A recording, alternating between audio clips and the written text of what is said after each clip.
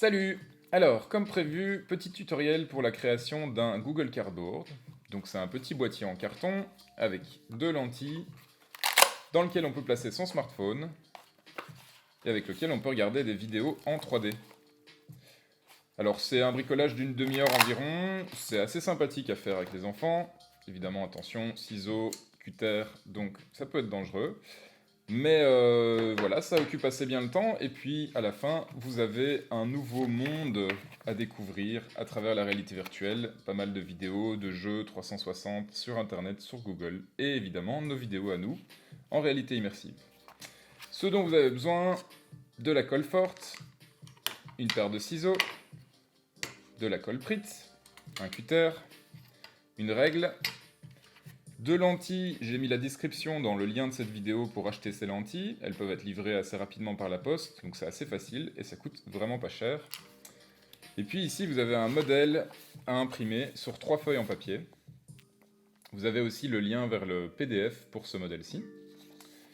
Et donc voilà, une fois que vous l'avez imprimé, la première chose à faire, ce sera de vérifier si votre imprimante est bien calibrée. Pour ça, j'ai prévu un petit carré ici qui est supposé faire 2 cm sur 2 cm. Donc la première chose à vérifier, c'est qu'on arrive bien à 2 cm sur 2 cm. Ici on y est, donc tout va bien, pas de souci. Et donc ces 3 pièces, ces 3 modèles ici, on va les disposer sur du carton. Alors le carton, vous pouvez utiliser une boîte à pizza, c'est encore le plus simple. Moi j'avais pas de boîte à pizza, alors j'ai ce carton d'emballage. C'est du carton qui fait environ 2 mm d'épaisseur. Vous pouvez utiliser n'importe quel type de carton tant qu'il n'est pas trop épais. S'il fait beaucoup plus que 2 mm, vous allez avoir du mal à faire le pliage et ensuite à terminer votre boîtier. Donc, première étape, ça va être de retirer tout le papier superflu sur les modèles, histoire de pouvoir les disposer correctement sur le carton. Donc je coupe pour l'instant grossièrement à l'extérieur des lignes.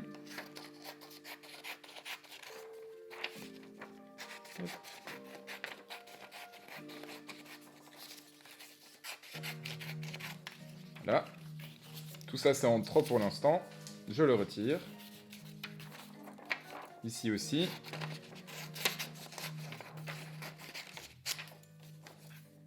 Yep.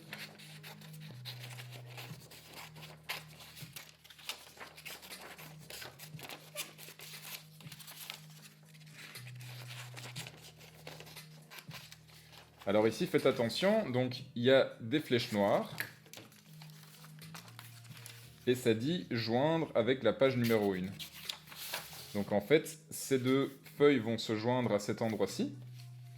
Et vous aurez à ce moment-là une pièce. Ceci fait une pièce. Une deuxième pièce. Ça, c'est la petite cloison nasale. Petite cloison qui se trouve ici. Et alors la troisième pièce, ça va être ce visio. Le visio qui se trouve là. Donc pour l'instant, coupé comme ceci.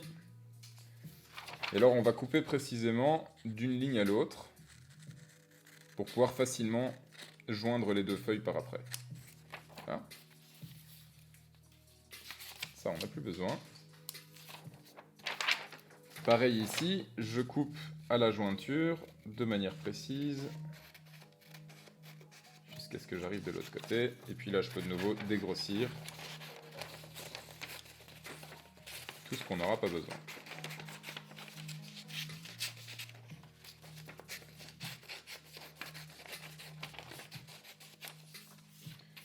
N'oubliez pas cette petite pièce-là.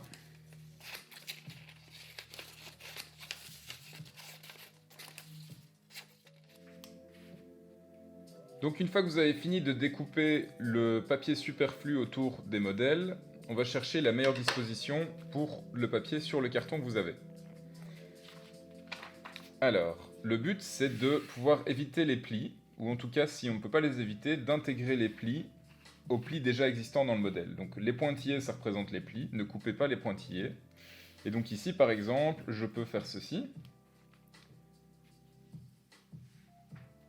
Et j'aurai à ce moment-là un pli qui correspond déjà et un deuxième pli qui correspond déjà avec le carton pour cette pièce-ci. Le visio, je vais pouvoir le placer ici.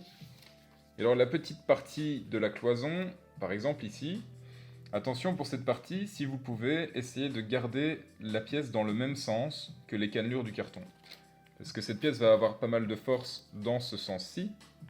Et donc ici par exemple, c'est à l'envers. Si vous le mettez dans le sens des cannelures, vous aurez plus de résistance. Donc, maintenant on va passer à l'encollage. Avec de la colle Pritt. On passe rapidement, pas besoin d'en mettre de trop. L'idée c'est d'éventuellement pouvoir décoller le modèle du carton par après. Sauf si vous voulez évidemment décorer le papier, c'est possible aussi. Et donc ici, je vais déjà encoller celle-ci, là où je pensais la mettre. Alors ici, il faut que je recule encore un petit peu pour que ça corresponde. Donc ici, je vais avoir ce pli-là qui devrait se retrouver ici. Je suis encore un peu trop haut.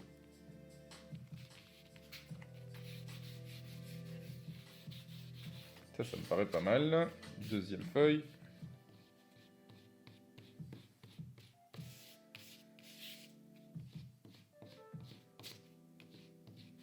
Voilà. Donc celle-ci, je peux venir la mettre ici.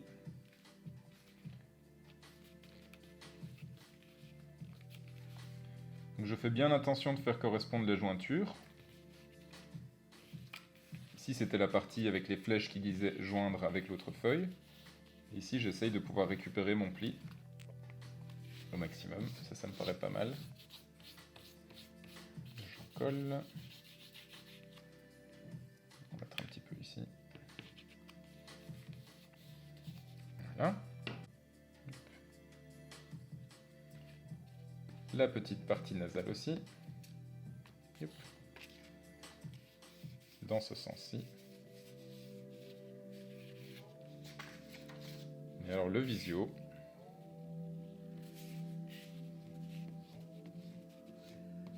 Comme ceci.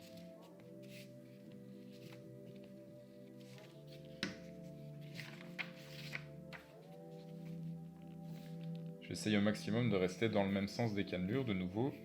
Pour les futurs plis, ce sera toujours plus facile.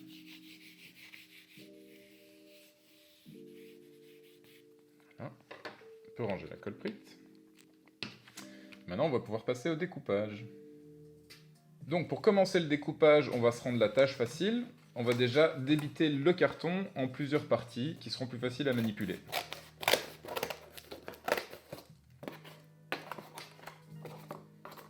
Vous voyez, c'est pas simple. Voilà. Pour l'instant, grossièrement.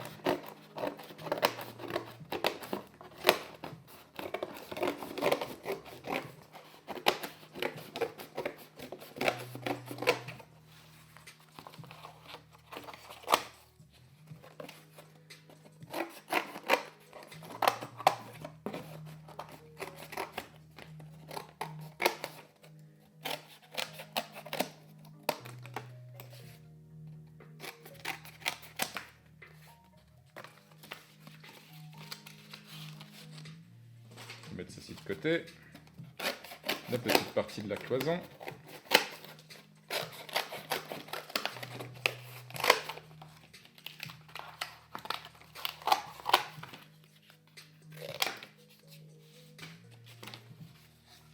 Et la partie visio.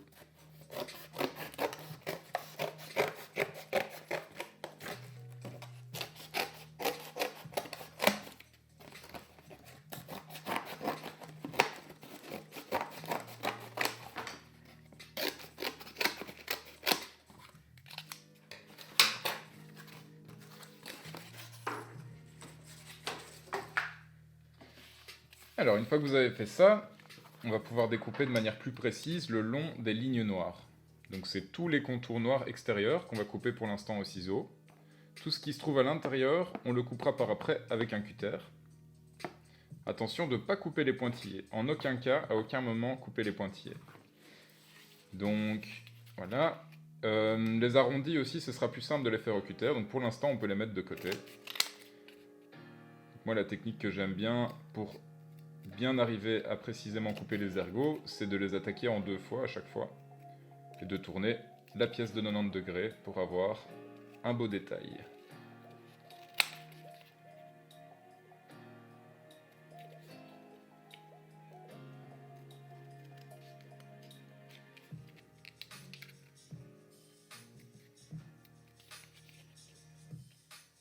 Voilà. Ces ergots, c'est important de les avoir bien définis, parce que ça fera vraiment tenir le boîtier d'une manière beaucoup plus solide, beaucoup plus structurelle par après.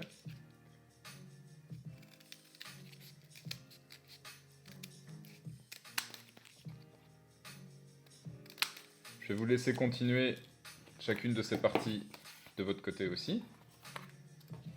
Et on se retrouve à la fin du découpage. Donc une fois que vous avez terminé de couper tous les contours extérieurs de votre boîtier, on va passer au cutter. J'ai déjà pris un petit peu d'avance. N'hésitez pas à prendre une planche à découper pour ne pas abîmer votre table. Et alors avec le cutter, on va commencer d'abord tous les arrondis. Donc ici, la meilleure technique, c'est toujours de partir vers l'extérieur au maximum, comme ceci, histoire de ne pas, si on était dans l'autre sens, couper vers l'intérieur du boîtier. Alors sur la partie visio ici, j'ai déjà prédécoupé ces deux-ci. Ce que je voulais vous montrer, c'est que le diamètre central est supposé être aussi grand que les lentilles. Donc il faut que les lentilles puissent tomber dedans, dans l'épaisseur. Alors que les deux diamètres qui se trouvent dans les panneaux du côté sont trop petits pour que la lentille passe au travers. Ce qui fait qu'une fois que tout ceci sera plié, on aura une lentille qui sera tenue en sandwich entre les trois différentes parties.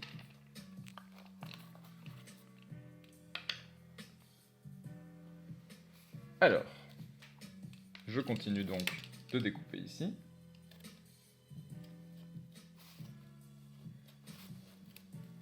Le plus simple, c'est de tourner le carton à chaque fois d'un quart de tour et d'avancer vraiment petit à petit avec le cutter.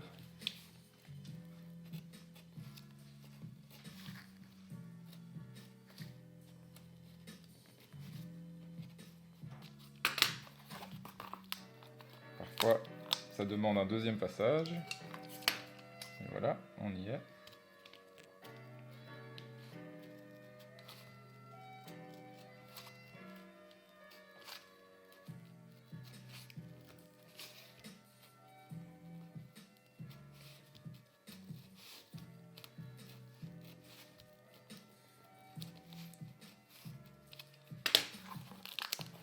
Voilà.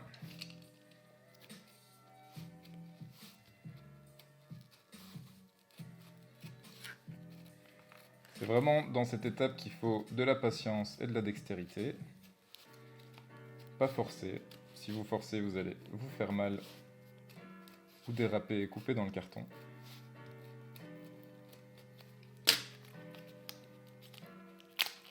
Hein? Ici, comme je disais, commencer du centre et aller vers l'extérieur.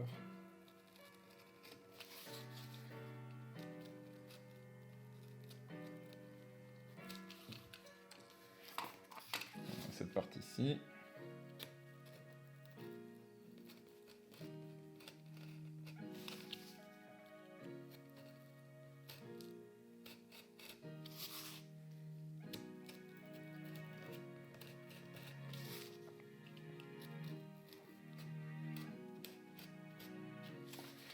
Et là, on va pouvoir commencer à faire les entailles qui se trouvent à l'intérieur.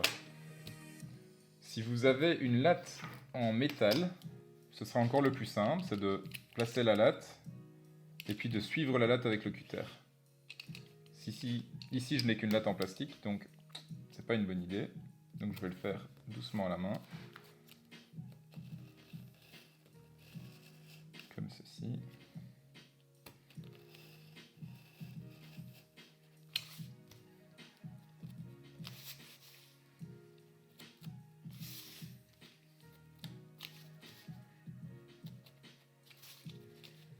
Et normalement,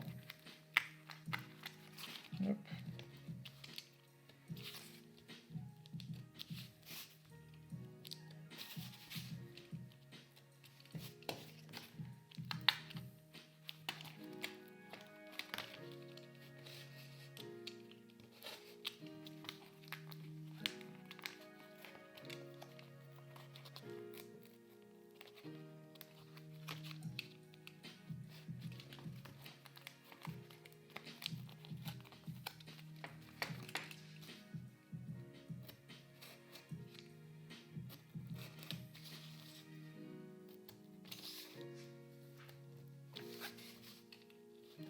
Donc vous comprenez le principe, on va découper toutes les parties qui sont entourées de noir, de lignes complètes. On va faire la même chose pour ces parties-ci. Une fois que vous avez terminé de découper tous les contours noirs complets au cutter, vous devriez arriver à ceci. Donc vous avez les 3 pièces. Et maintenant on va pouvoir passer au pliage. Plus besoin du cutter. Pour le pliage, on va prendre, vous pouvez prendre le revers d'un couteau à beurre par exemple, ou bien sinon le revers de votre paire de ciseaux.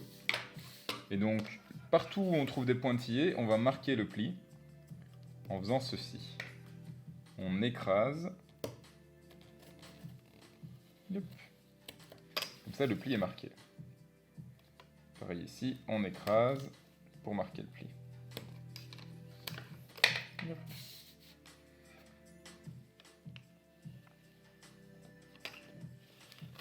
Là.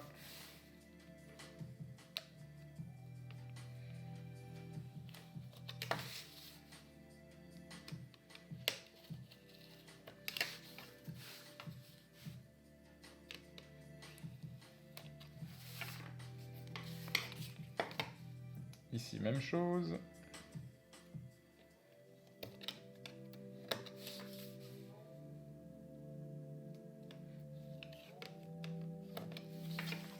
Et voilà. Alors, une fois que les plis sont marqués, on peut les confirmer à la main, comme ceci. Donc cette pièce-ci, par exemple, elle se plie en accordéon. Donc je veux dire comme ceci. Il faut essayer de bien aligner tous les plis pour avoir un résultat un peu comme celui-ci. Donc le visio, une fois qu'il est plié, on peut le mettre de côté. Et cette partie-ci, on peut confirmer tous les plis aussi. Là. Donc vous placez une partie à plat sur la planche à découper et vous forcez l'autre à se plier correctement. Là.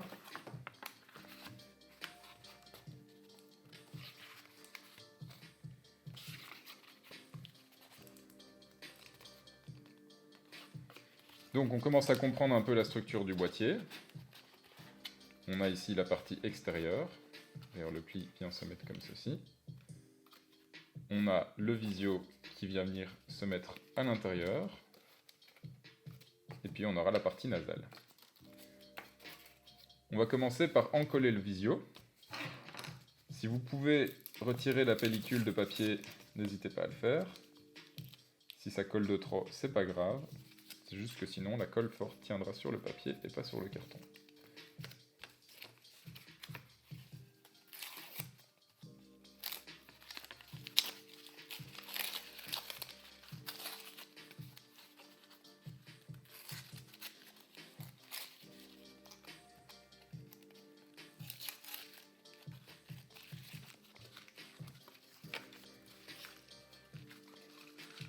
Donc on va placer les lentilles.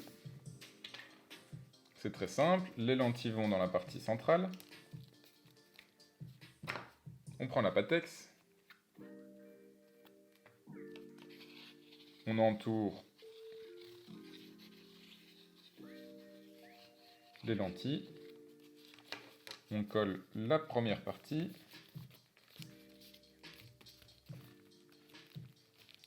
On applique bien. On retourne. Rappelez-vous, il faut faire un accordéon. On en colle la deuxième partie. Hop.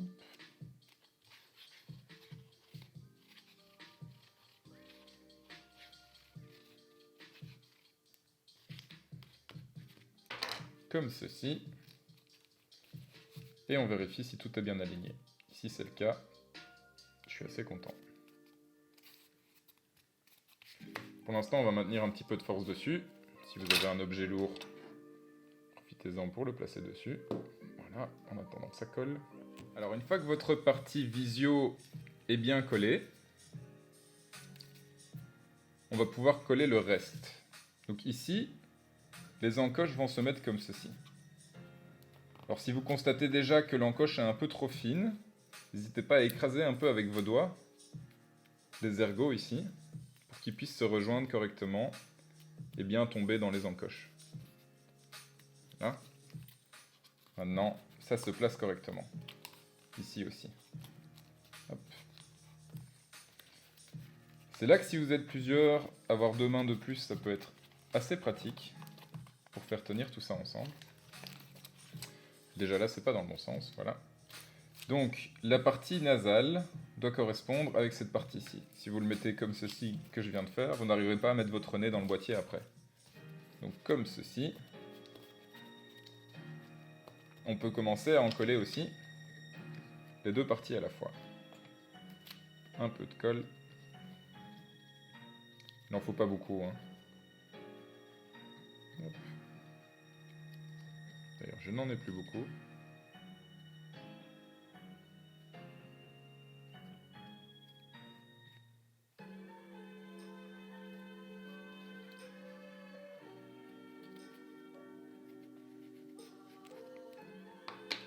Alors, donc on place bien la partie pour le nez correctement. Et on n'oublie pas cette petite cloison qui vient, elle, se placer debout comme ceci. L'encoche dans ce sens-ci, pas l'encoche à cet endroit-là. Je vais le retourner pour que vous puissiez me voir. Donc l'encoche ici correspond avec cette partie de la cloison. Tout ça, ça doit tenir en une seule place. Je vais l'encoller un petit peu aussi.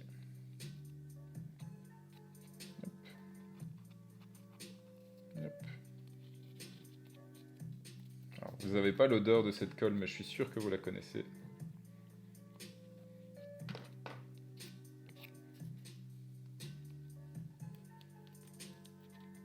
Donc ça doit tenir comme ceci, et puis on va tout venir envelopper avec le reste du boîtier.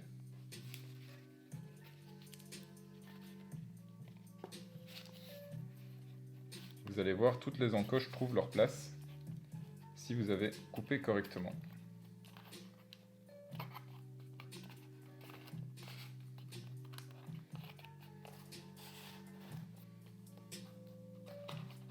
Ici, la dernière encoche se situe là.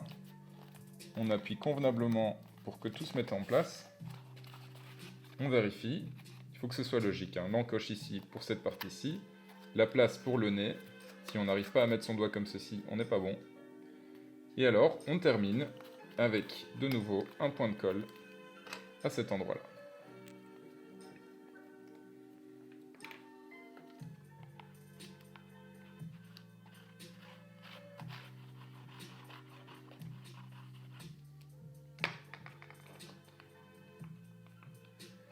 Yep.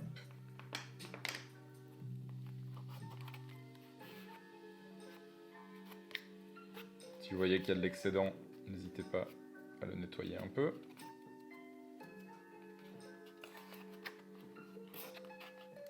Donc on va essayer de le maintenir serré le temps que la colle prenne.